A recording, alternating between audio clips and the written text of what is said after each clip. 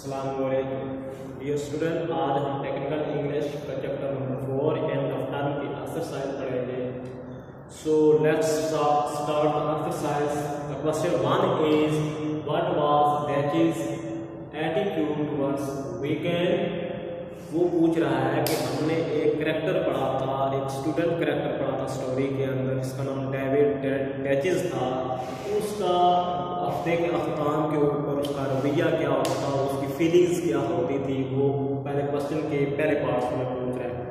इसी क्वेश्चन के second part में वो पूछ रहा है describe the attitude of Dachis toward the Friday and Friday night. वो पूछता है कि जब जुमे का दिन आता था या जुमे की जब रात आती थी, जो वीकेंड होता था उसका स्कूल की लाइफ का, सो उस वक्त उसका एटीट्यूड क्या होता था, उसकी फीलिंग्स क्या होती थी। सो हमने सेंट्रल आइडिया में भी इसको हमने डिटेल से डिस्कस किया था, तो अभी हम इसका आंसर भी पढ़ते हैं। वो कहता है Friday night was the best night of the week for Dachis. वो कहते हैं डैचिस के लिए जो जुमे की रात होती थी वो सबसे बेहतरीन रात को उसको तस्वर करता था। क्यों तस्वर करता था? तो वो फीलिंग रिलैक्स होता था, उसकी जो फीलिंग्स होती थी वो रिलैक्स होती थी, वो अपने आप को रिलैक्स फील करता था। क्यों? वो आगे इसी के आंसर में वो कहता है because it had 2 solid days before school again. वो कहता है उसको फिर दोबारा स्कूल जाने के लिए उसको 2 दिन की जो है वो काम से छुटकारा मिल जाता था, फ्रीडम मिल जाती थी, रिलैक्सेशन मिल जाती थी। सो वो कहता है कि जुमे का जो दिन होता था उसके लिए सोर्स ऑफ प्लेजर्स होता था, सोर्स ऑफ फ्रीडम होता था, क्योंकि उसको जो है वो प्लेंटी वर्क जो है वो नहीं करना पड़ता था, इंटेंसिव हार्ड वर्किंग नहीं करना पड़ती थी। बल्कि हमने सेंट्रल एरिया में ये चीज़ भी डिस्कस की थी कि जब वो कहता है कि फ्राइडे को जब स्कूल से छुट्टी होती थी तो वो क्या करता था, वो इस तरीके से भाग निकलता था कि जिस तरीके से एक प्रिजनर जो है वो प्रिजन से एस्केप हो जाता है, तो एस्केप होने पर वो भाग निकलने में जब कामयाब हो जाता है, यानी एक कैदी जो है वो कैद खाने से जब आज़ाद हो जाता है, निकल जाता है, निकलने में कामयाब हो जाता है, तो वो खुशी से जो है भागता रहता है। सिमिलरली वो भी कहता है कि काम के बर्डन की वजह से जब फ्राइडे का दिन आता था तो वो मैं क्या करता था, छुट्टी के टाइम में क्या करता था, भाग निकलने में कामयाब जब हो जाता था तो मैं खुशी के साथ भागता रहता था। और फिर जुमे वाले बाद जो है उसके हसीन रात होती थी, उसको पता होता था कि आगे मज़ीद 2 दिन जो है वो स्कूल से रिलैक्सेशन होगी, स्कूल के लिए उठना ही पड़ेगा, स्कूल के लिए बेदार नहीं होना पड़ेगा, स्कूल की एक्टिविटीज़ को जो है 5 दिन तक जो है वो 2 दिन तक जो है वो काम उसको नहीं करना होगा। सो आई होप कि आपको ये इसका कंसेप्ट क्लियर हो गया होगा। इसका सेकंड क्वेश्चन है वो है what was his general view of school life. कहता है कि उसी के जो जनरल व्यू हैं, अमूमी तौर पर उसके क्या ख्यालात हैं स्कूल लाइफ के ऊपर, वो क्या सोचता है स्कूल लाइफ कैसी है। Why was the writer fed up with the school. वो ये भी कहता है कि जो राइटर है वो फेड अप क्यों है, उसका जी क्यों भर गया है स्कूल लाइफ से, यानी स्कूल की ज़िंदगी से वो क्यों जो है उसका जी भर गया है, वो फेड अप क्यों हो गया है राइटर। सो इसका आंसर हम पढ़ते हैं। The writer was fed up with the school. कहता है कि वो राइटर जो है वो फेड अप है, उसका जी भर चुका था किसके, स्कूल से। ठीक है, बिकॉज क्यों, वजह क्या, इसकी रीज़न वो पूछ रहा है। वो कहता है because he thought that school was a place of intense hard work and tough competition. कहता है कि वो ये चीज़ सोचता है कि जो स्कूल की जो ज़िंदगी है या स्कूल की जो जगह है वहाँ क्या होता है, बहुत ज़्यादा काम मिलता है, इंटेंसिव हार्ड वर्क जो है उसको करना पड़ता है, बहुत ज़्यादा बर्डन होता है स्कूल का। इसके अलावा फिर उसको बाकी स्टूडेंट के साथ compete करने के लिए, मुकाबला करने के लिए बहुत टफ कंपटीशन में जाना पड़ता था। तो टफ कंपटीशन करने के लिए उसको इंटेंसिव हार्ड वर्क करना पड़ती थी, बहुत इंटेंस किस्म का और शदीद किस्म का काम करना पड़ता था, मेहनत करना पड़ती थी। सो वो कहता है कि स्कूल लाइफ उस स्कूल की लाइफ से जो फेड अप हो गया था। कहता है the school whom were chasing him at home like a उसी। वो कहता है कि स्कूल का जो काम है, इवन स्कूल में तो एक्टिविटीज़ वो करता ही करता था स्कूल में, लेकिन वो कहता है कि जब वो घर जाता था छुट्टी के बाद भी स्कूल का काम उसका इस तरीके से पीछा करता था जैसे कोई गोश्त होता है, भूत होता है, किसी बंदे के साथ लग जाए तो जहाँ वो जाता है उसका पीछा करता है।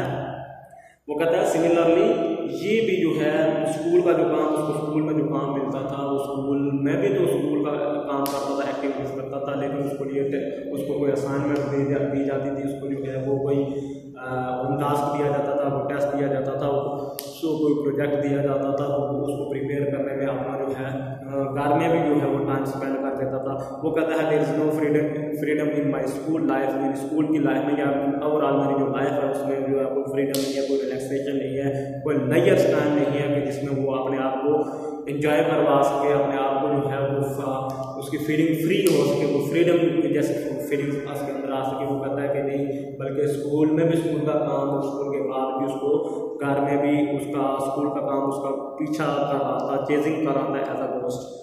सो आई होप कि आपको ये इस चीज़ के बारे में क्लियर हो गया होगा। So question third is he like holidays for their freedom. कहता है कि वो अपनी आज़ादी के लिए क्या करता है, छुट्टियों को जो है वो पसंद करता है। वो कहता है कि छुट्टियाँ उसके लिए सोर्स ऑफ प्लेजर्स है, सोर्स ऑफ फ्रीडम है, उसकी आज़ादी का एक जरिया है। तो कहता है कि ये इससे फ्रीडम से क्या मुराद है, फ्रीडम फ्रॉम व्हाट, फ्रीडम को किस तरह की आज़ादी, यानी वो फ्रीडम से, इसकी फ्रीडम से क्या मुराद है। Why do daisies like holiday, फिर वो पूछता है कि ये जो डेजीज है ये हॉलीडेज को क्यों पसंद करता था, क्या रीज़न थे कि वो इन चीज़ों को वो पसंद करता था, इन छुट्टियों को जो है वो पसंद करता था। ठीक है जी। So let's start the answer of this question. So he like holidays, वो छुट्टियों को पसंद करता था। क्यों पसंद करता था, because this was the source of his pleasures. वो कहता है वो इसलिए छुट्टियों को पसंद करता था क्योंकि ये इसके लिए एक खुशी का, एक मसरत का बायस होती थी, जरिया होती थी।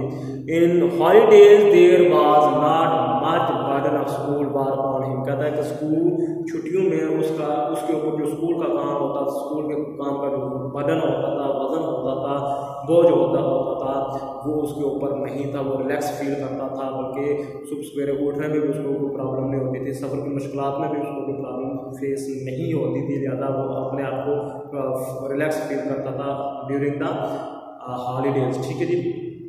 ही made himself relax and free in holidays. वो अपने आप को क्या करता था, रिलैक्स फील करता था और फ्री फील करता था ड्यूरिंग द हॉलीडेज। ठीक है जी। उसके बाद क्वेश्चन 4 है, how did he spend his summer vacation. जो समर वेकेशन है या समर हॉलीडेज जो होती हैं, वो कहता है कि वो अपनी समर वेकेशन जो है वो कैसे स्पेंड करता था, गुजारता था। So let's start the answer of this question. David says he used to wait for these holidays. वो कहता है वो अनेक्शियसली वो लुकिंग फॉरवर्ड करता रहता था, वो उसका बेसब्री के साथ, शिद्दत के साथ इंतजार करता रहता था। किस चीज़ का, समर वेकेशन का, समर हॉलीडेज का, समर की गर्मी की छुट्टियों का।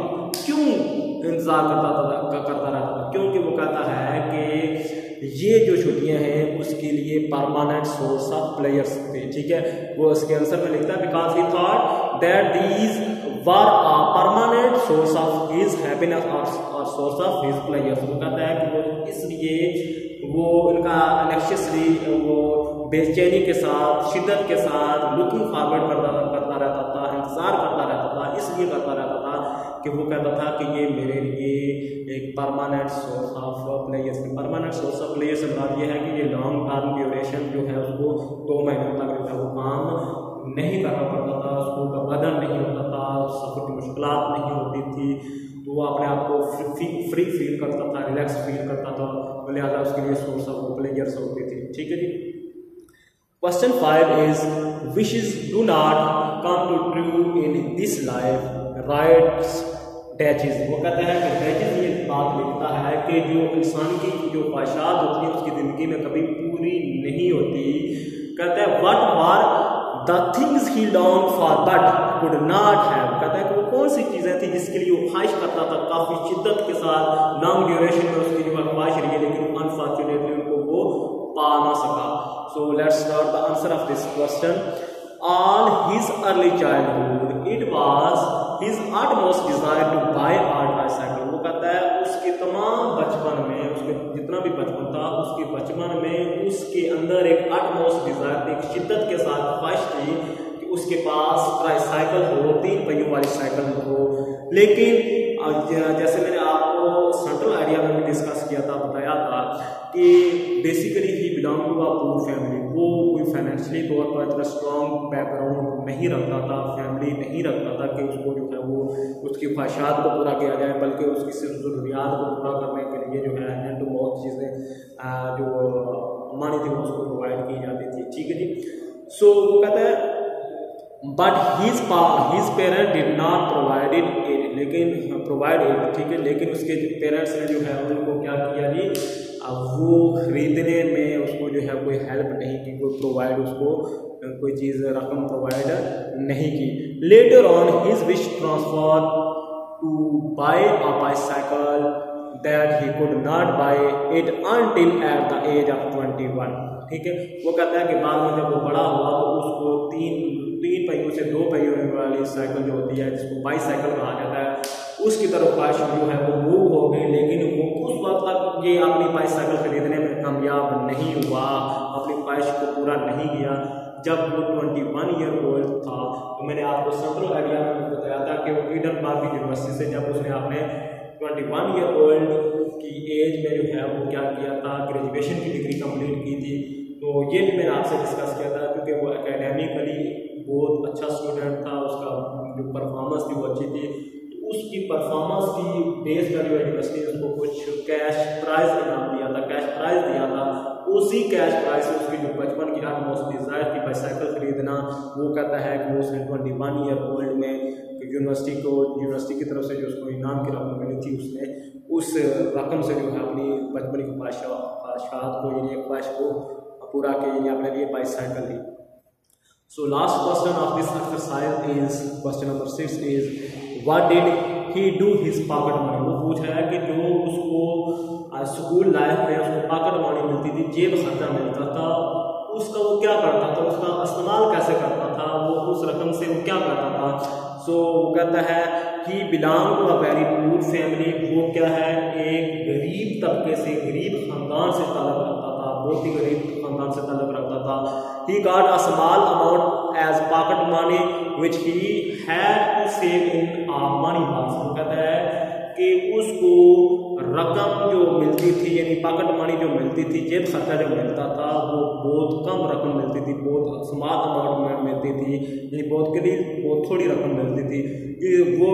लेकिन इसके बावजूद थोड़ी रकम मिलने के बावजूद वो अपने ऊपर स्पेंड नहीं करता था, अपनी ज़रूरियात की चीज़ें नहीं खरीदता था, बल्कि उसको वो जो पॉकेट मनी होती थी वो उसको क्या कर लेता था, एक मनी बॉक्स के अंदर, एक रकम के डब्बे के अंदर उसको सेव कर लेता था, या जिसको हम कहते हैं गले के अंदर जो है वो सेव कर लेता था। ठीक है जी।